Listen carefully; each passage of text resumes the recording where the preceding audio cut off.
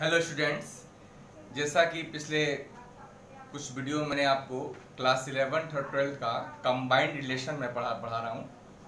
और last video में जो भी आप रिलेशन के बारे में सब पढ़ा है, कंटिन्यू पढ़ भी रहे होंगे, वही अभी आपका आगे चल रहा है।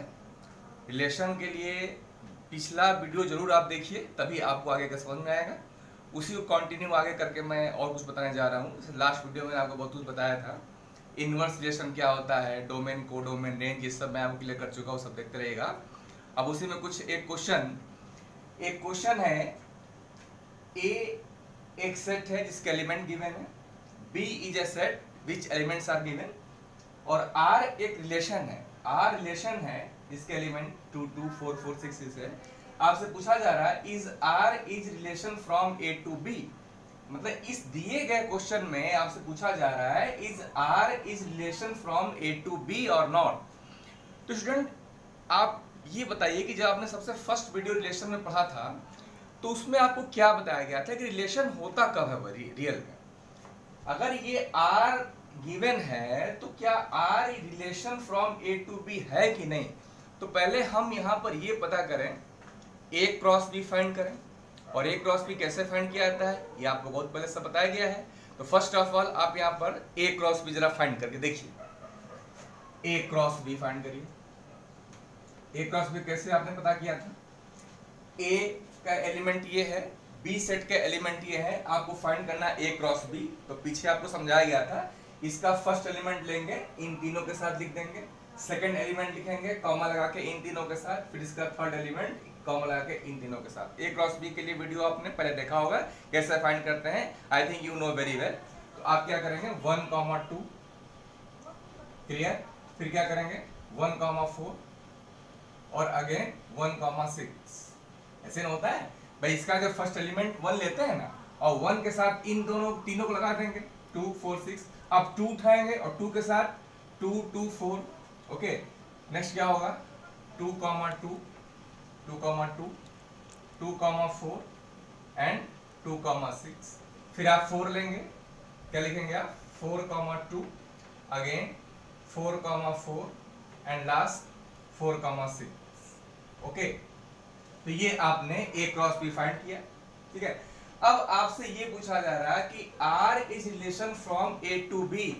क्या आर जो है ये ए टू बी का रिलेशन है या नहीं। आप ओके स्टूडेंट, तो आपको ये चेक करना है कि R is relation from A to B और नॉट।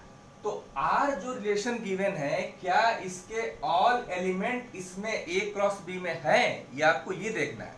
क्योंकि डिफिनेशन में स्टूडेंट मैंने आपको रिलेशन में बताया था कि if R is a relation from A to B, तो आपको बताया गया था कि आर ए क्रॉस बी का यदि सबसेट है तभी रिलेशन होगा। बात में समझ रहे हैं, आर के ऑल एलिमेंट आपको देखना है। जैसे आर के एलिमेंट 2, 2, 4, 4, 6 है, तो क्या ये तीनों ए क्रॉस बी में है। यदि आर के all element A cross B में होगा, means R is the subset of A cross B, तब ये रिलेशन होगा A to B, otherwise no. तो जरा चेक कर लिया जाए। तो I think it is not relation from A to B. Why? क्योंकि आर के all element A cross B में नहीं है। आप ध्यान से देखिए 2, 2 तो मैच हो रहा है स्टूडेंट, 4, 4 भी मैच हो रहा है, बट 6, 6 यहाँ पर कहीं आपका मैचिंग नहीं हो रहा। मींस आर के all element A cross B में नहीं है, means R is the not subset of A cross B, so this is not relation from A to B. Okay, तो आप क्या लिखेंगे हियर, आप कैसे समझना, here R is not subset of A cross B. Student याद रखिएगा, relation की डिफिनेशन ही मैंने आपको बताया था कि if R is the subset of A cross B, मतलब आर के all element A cross B में होगा तभी रिलेशन होगा। अब यहां आप देख रहे हैं कि आर सबसेट है ही नहीं, मतलब आर के all element A cross B में है ही नहीं, इसका मतलब R is not relation from A to B. लिख देंगे so R is not relation from A to B. Okay student, I think you can understand very well. अच्छी तरह बात को समझ गए होगे। और पहले मैं आपको बताया था रिलेशन कैसे फाइंड करते हैं। तो यहाँ R के all element A cross B में नहीं है, यानी कि R is the not subset of A cross B। इसका मतलब ये relation from A to B नहीं है। ओके,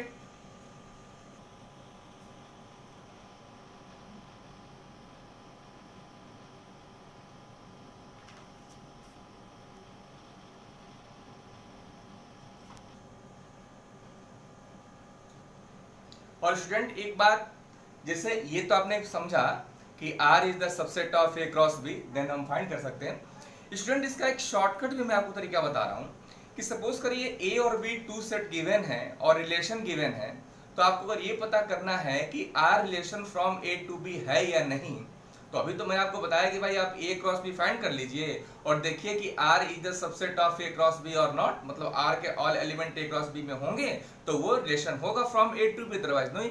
शॉर्टकट इसका मेथड भी स्टूडेंट समझ लीजिए।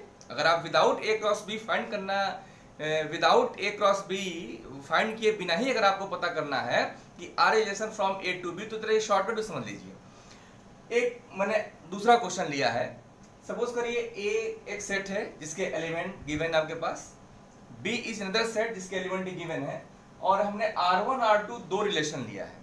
R1 जो रिलेशन है इसका ये एलिमेंट गिवन है, R2 का रिलेशन ये गिवन है।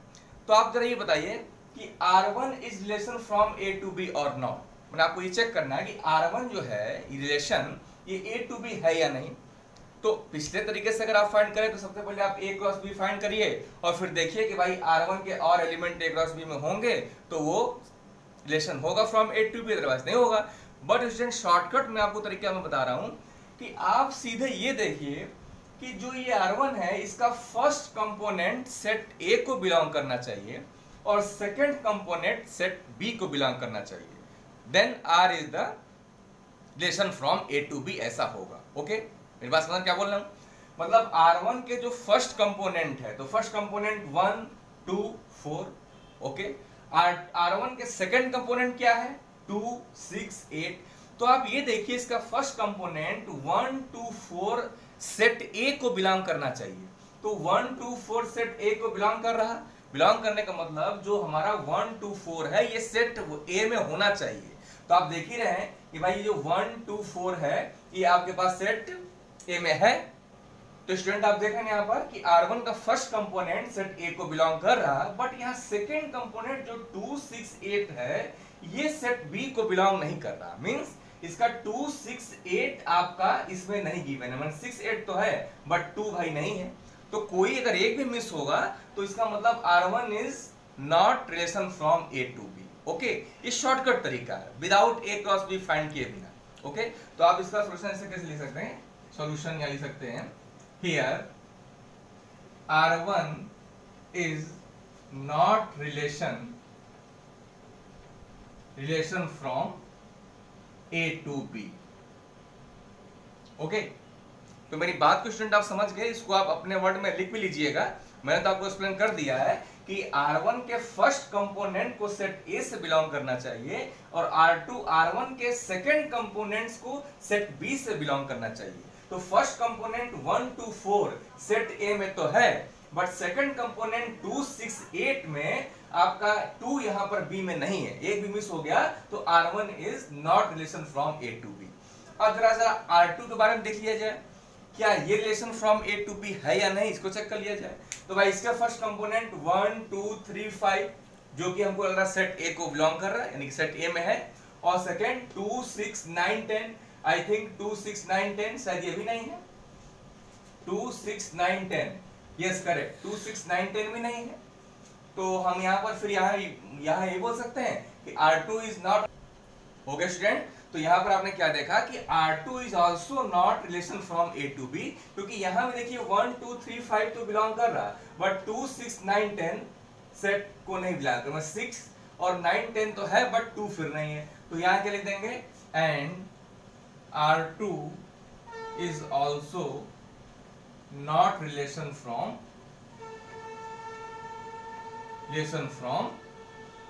A to B। Okay student, तो आई थिंक इस बात को मैं समझ रहा हूं कि आप मेरी बात को पूरी तरह समझ गए होंगे। फाइंड करने का दो मेथड मैंने आपको बताया, एक तो ए क्रॉस बी फाइंड कर लीजिए और देखिए कि जो आपका आर गिवन है वो ए क्रॉस बी को बिलोंग करता है कि नहीं, मतलब वो R is the subset of A cross B और नॉट, तो वो उस वैसे बताया। और शॉर्टकट तरीके मैंने आपको क्या बताया कि जो भी रिलेशन गिवन है उसके फर्स्ट कंपोनेंट को सेट ए में होना चाहिए और सेकंड कंपोनेंट को सेट बी में होना चाहिए, तभी वो relation from A to B होगा, otherwise not. Okay,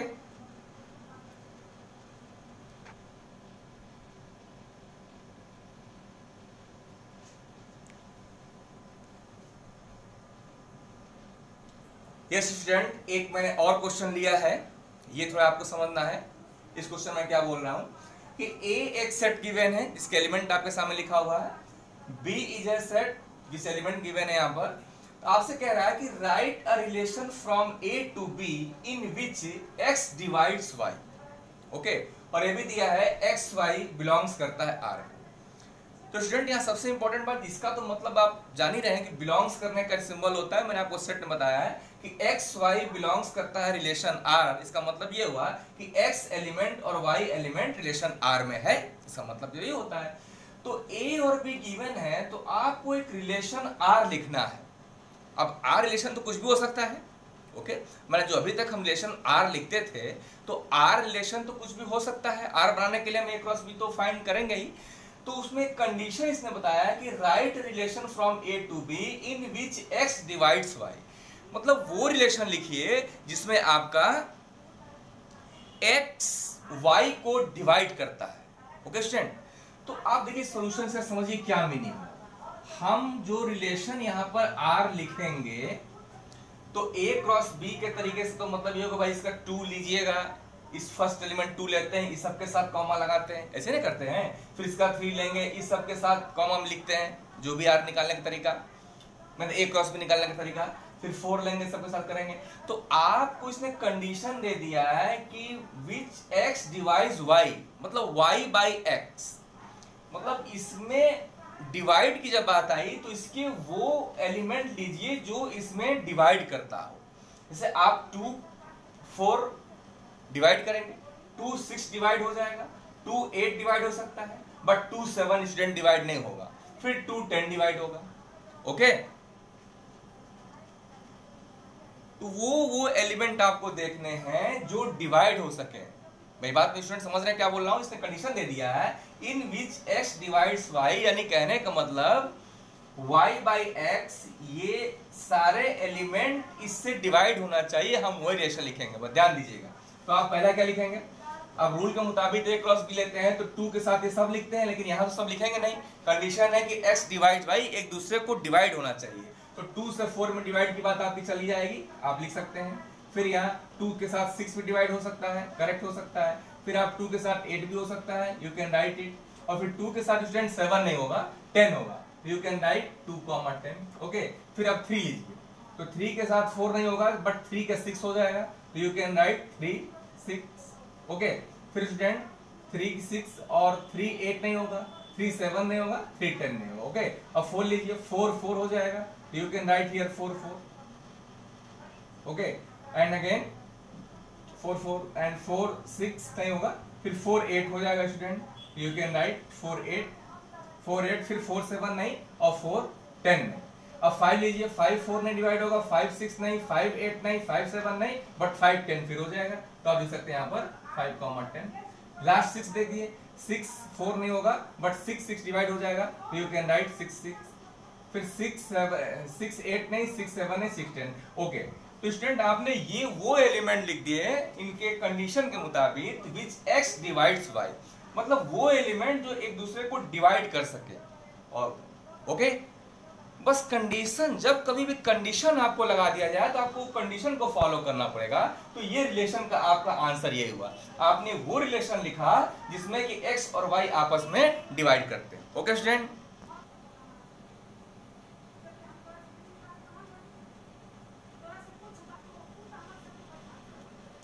okay student, तो जैसा कि आपने पूरा समझा और अच्छा से इसको पूरा पढ़िए, ईयरफोन का जरूर यूज करिए। मैं हर वीडियो में बताता हूं कि कोई भी स्टडी आप देखिए, सुनिए, समझिए, तो आप ईयरफोन का जरूर यूज करिए, वॉइस आपको क्लियर समझ में आता है और अच्छा से।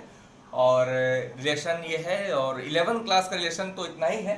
अब बाकी मैं आपको 12th क्लास का भी कुछ एक वीडियो बनाऊंगा स्टूडेंट, उसमें रिलेशन और आगे होगा।